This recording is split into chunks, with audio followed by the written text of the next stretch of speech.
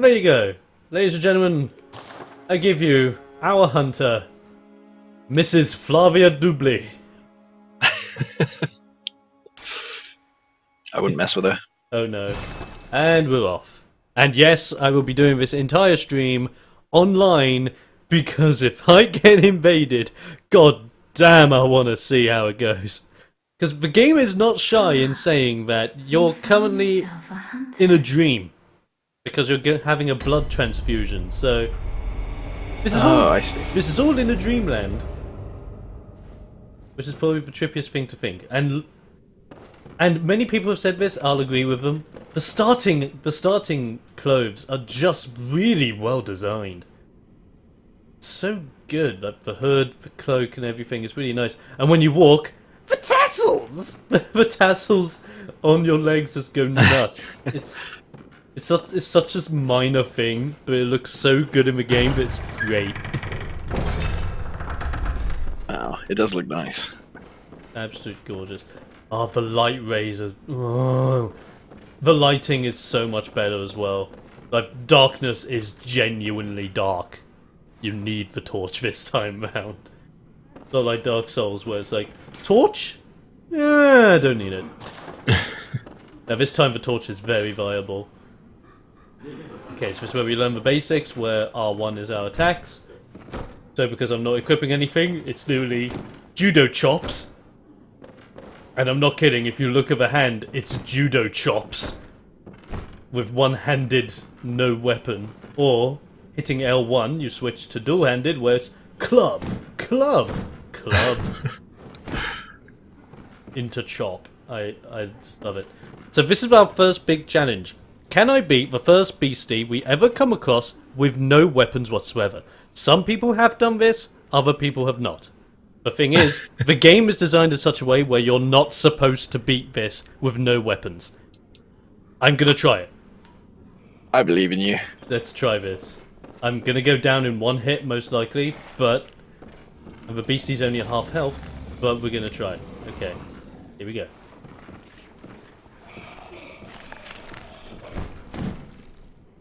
No, no, no. That was a All good I have start. to go off at this point is just the sounds you're gonna make. Because I'm a tiny bit behind on the stream, essentially. I pretty much do like 2 or 3 damage per hit. I'm doing nothing to this guy. But I am fighting. Literally. Oh! Charge punch like a... Ooh. No, I'm dead. And this is where the counter would go up from 0 to 1 right now. Ladies and gentlemen, trying to judo chop a big blood wolf beastie, even though he's down at half health, may not be the best option. But you can't say I didn't try. I lasted longer than my first character, who basically got mounted and then slapped across the face. Well, I'm proud of you for at least trying. Yeah, I got... Are you gonna try again, or are you gonna...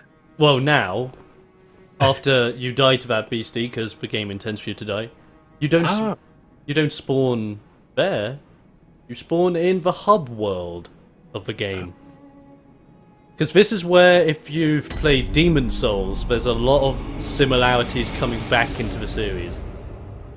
So now we have a hub world again. And this is Hunter's Dream. And allow me to immediately introduce you to the creepiest character I've met in the game so far. This freaking doll. Get it?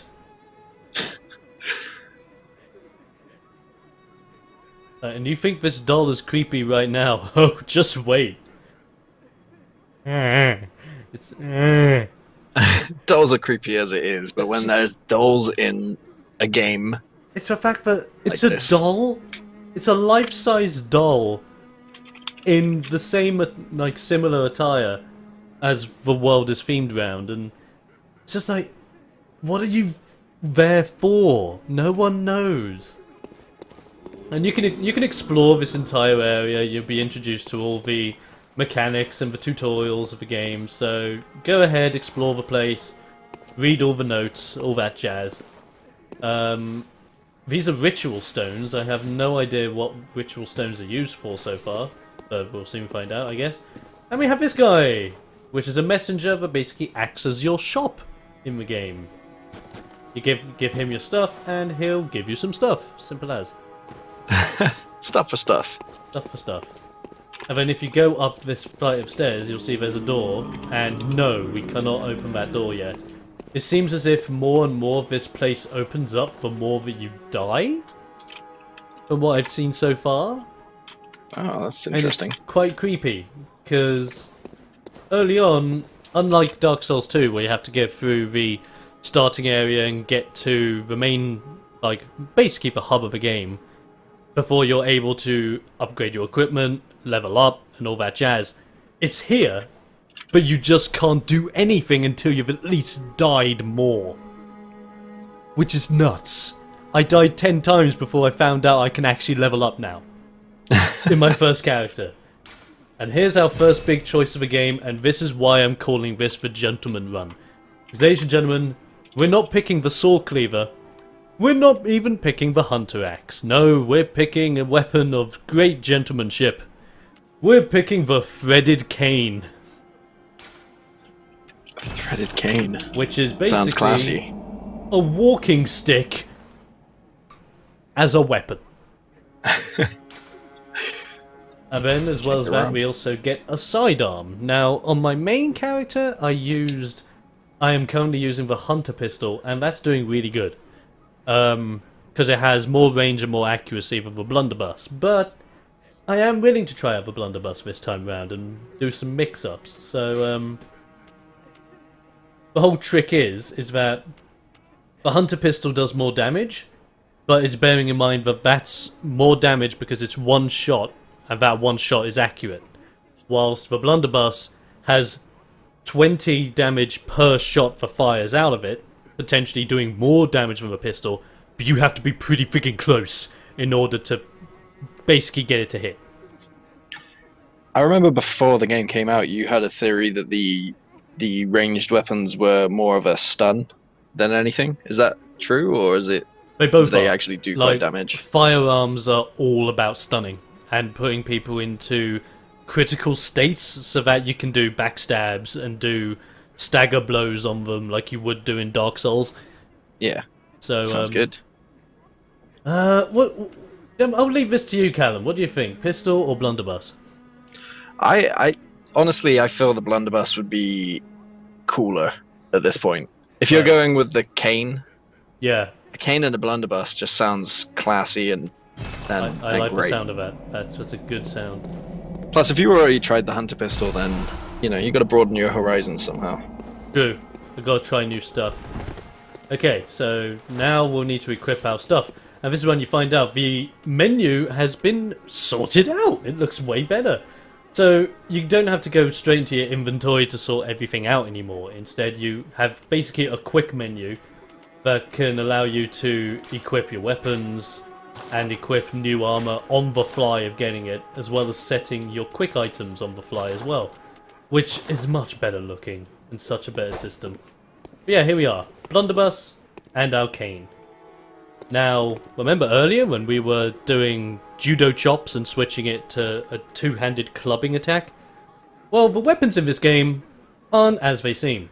So, as you can see, this is pretty much a walking cane. You can smack people with it. You can stab with it. It seems pretty standard for what a cane can do. But then you hit L1. The cane turns into a whip.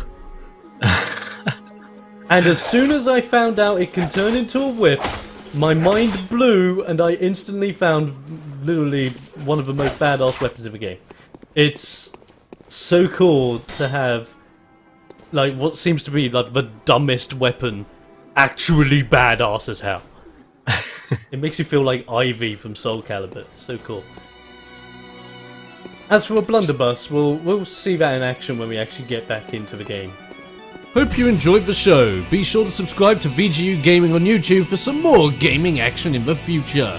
Or if you want to, also follow us on our twitch.tv channel in the description below so that you can be automatically notified for when we go live on Twitch TV. Until next time, we'll be seeing you on the other side.